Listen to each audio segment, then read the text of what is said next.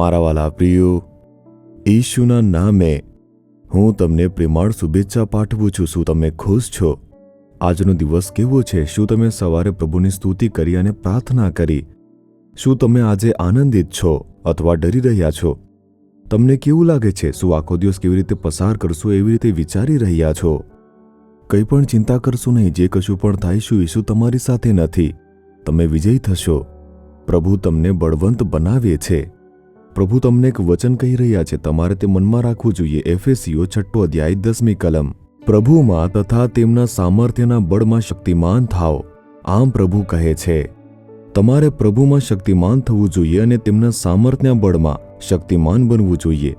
પ્રભુ આવું કેમ કહે છે જાણો છો? શું આપણે દુનિયામાં નથી રહેતા? આ દુનિયામાં આપણો એક દુશ્મન છે અને તે શેતાન છે. તેની પાસે કંઈક શક્તિ છે, દુષ્ટતા કરવાની શક્તિ, આપણને દબાવવાની શક્તિ છે, આપણને નબળા કરવાની શક્તિ છે, આપણને ડરાવવાની શક્તિ છે, મુશ્કેલીમાં નાખવાની શક્તિ છે, આપણા આશીર્વાદોને અવરોધવાની શક્તિ છે, પોતાની શક્તિ છે. તેની પાસે દુષ્ટતા કરવાની દરેક શક્તિઓ છે. આપણે તેને હરાવવું પડશે. દરરોજ આપણે તેમના પર વિજય મેળવવું પડશે. આપણને શક્તિની જરૂર છે. પ્રભુ આપણને તે જ શક્તિ આપે છે. પ્રભુ આપણને પોતાની શક્તિ આપીને કહે છે, તમે સફળ થશો અને તમે વિજયી થશો. શેતાન ક્યારે તમારા પર વિજય મેળવી શકશે નહીં. હું તમારી સાથે છું. હું મહાન છું. તેમની શક્તિ કેટલી મહાન છે તે જાહેર કરવા માટે પ્રભુ આપણને પોતાની શક્તિ આપે છે. આપણે તે સ્વીકારવું જોઈએ.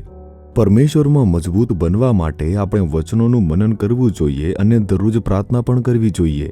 પછી આપણે પ્રભુ સાથેની સંગતમાં મજબૂત બનીશું અને બળવાન બનીશું. પછી શેતાન ધ્રુજશે. તે આપણને પોતાની શક્તિ આપી રહ્યા છે અને તે પવિત્ર આત્માની શક્તિ છે.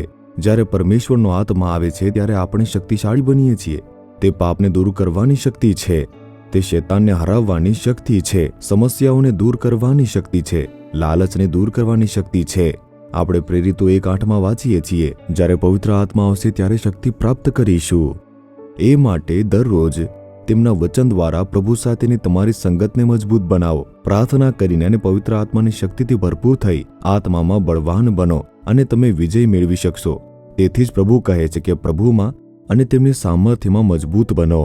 અને તેથી હું કહું છું, સવારે વહેલા ઉઠીને બાઇબલ વાંચો, પ્રાર્થના કરો. શું નાસ્તો છોડી દેવાથી થોડા સમય પછી તમારું શરીર નબળું પડી જતું નથી? જેમ ખોરાક શરીર માટે છે, આ તમારા આત્માને બળવાન બનાવવા માટેનો ખોરાક છે. જો તમે તેના પર ધ્યાન આપો, પ્રાર્થના કરો તો બળવાન બનશો અને વિજય રીતે ચાલશો. જો પ્રાર્થના કરીશું, પ્રભુ તમે કહ્યું છે કે પ્રભુમાં તથા તેમના સામર્થ્યના બળમાં શક્તિમાન થાઓ. આ પુત્રને શક્તિમાન બનાવો. આ પુત્રીને શક્તિમાન બનાવો. તેમની બધી નબળાઈઓને તમે દૂર કરો. આજે તેમને સામર્થ્ય આપીને એક વિજય બનાવી દો. પ્રભુ તેમને શેતાન ઉપર વિજય મેળવનાર બનાવો. તેમને ડર્યા વિના હિંમતભેર શેતાનની વિરુદ્ધમાં ઊભા રહી શકે તેવા એક લોકો બનાવી દો. હમણાં પણ તેમને સામર્થ્ય આપવા બદલ, તમારા આત્માથી ભરી દેવા બદલ અને તેમને શક્તિમાન બનાવવા બદલ સ્તુતિ થાવ. ઈશુના નામમાં પ્રાર્થના કરીએ છીએ. Amen, amen. Jesus redeems Gujarati YouTube ચેનલને સબસ્ક્રાઇબ કરો. દરેક નવા કાર્યક્રમની માહિતી મેળવવા માટે બેલ આઇકન પર ક્લિક કરો.